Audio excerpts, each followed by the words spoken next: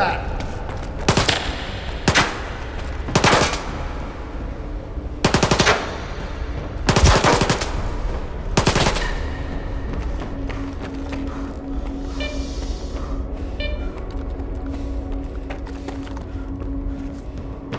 Bless me with safe passage. Follow it.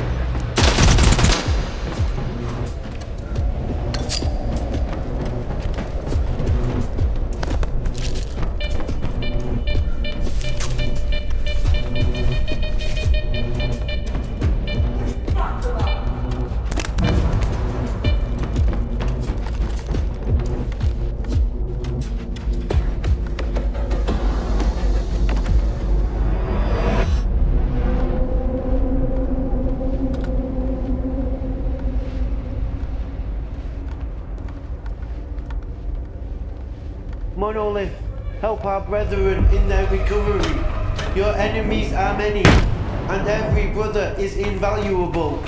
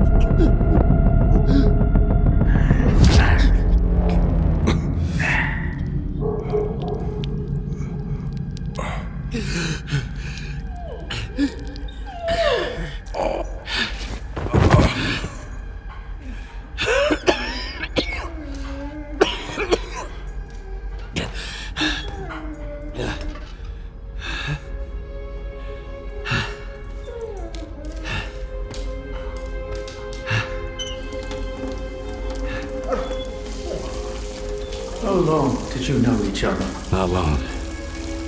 I met him on Wild Island, back when he was still human. He was someone who had everything taken away from him. His past, his ability to fight back, even his name. We go to great lengths to cover up our mistakes. What do you mean, Doctor? After years of work, a group of scientists managed to tap into the noosphere, the Earth's informational field, an achievement comparable at best to the conquest of space. It was a turning point not just for science, but for the fates of the human race. However, as with all people, each of my colleagues was truly interested in only one person: himself. They began to dream of worldwide fame, of laurels crowning their bald, shiny heads. Naturally, the truth couldn't come out about secret laboratories, brutal experiments, and other such dubious undertakings. It was out of the question. And so, they all got carried away with their dream of a perfect world. You know how the saying goes, great minds think alike, though fools seldom differ. And lo and behold, what do we have decades later? The Zone, in our image, after our likeness. You were there, right? For the Sea Consciousness Project. I was once as deluded as they were, but my doubts soon outweighed their confidence. And so when the experiment took place, one of the pods was left empty. The eighth one, or rather, the first, Dr. Kaimanov's pod. My pod. And so you've solved yet another mystery of the Zone, Stalker.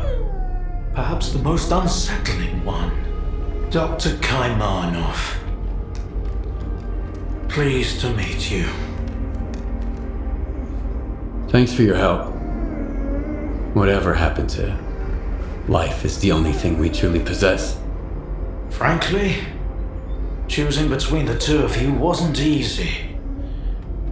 It wasn't my first time, but it only gets harder over the years. But if you don't make the choice, someone else will make it for you. And it usually ends up being worse. I'm not fond of thinking for others, or giving advice, but I get the feeling Strider would approve of the choice I made, however strange it might sound. There was an eighth pod. The human brain is too frail to handle a direct connection to the noosphere on its own. In order for it to work, we required 8 participants in pods filled with a specific solution. I was supposed to be in one of those pods, but I just couldn't bring myself to do it. Valentine reproached me for my lack of courage.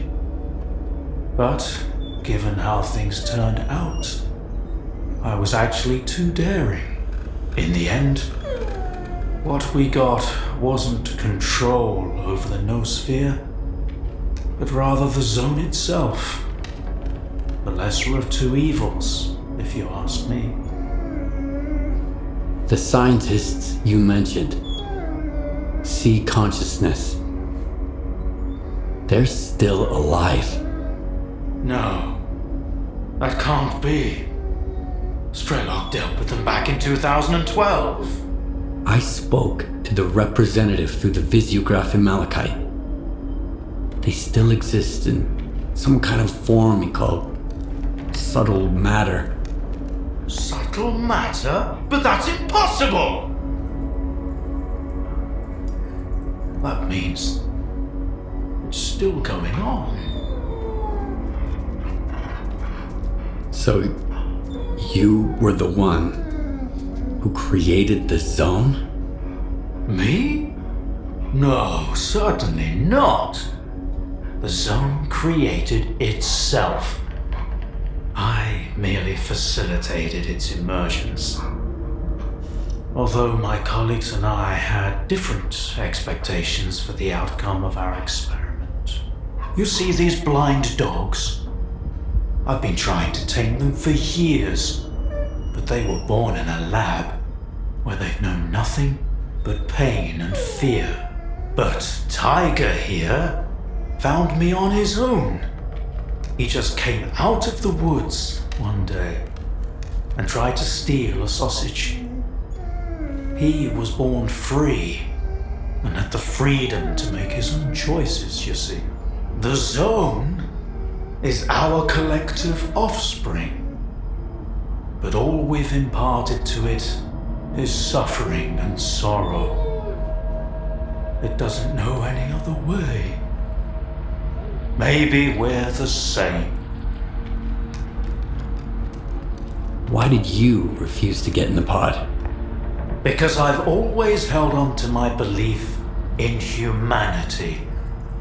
My colleagues, on the other hand, advocated for fixing it through the noosphere, purging it of darkness.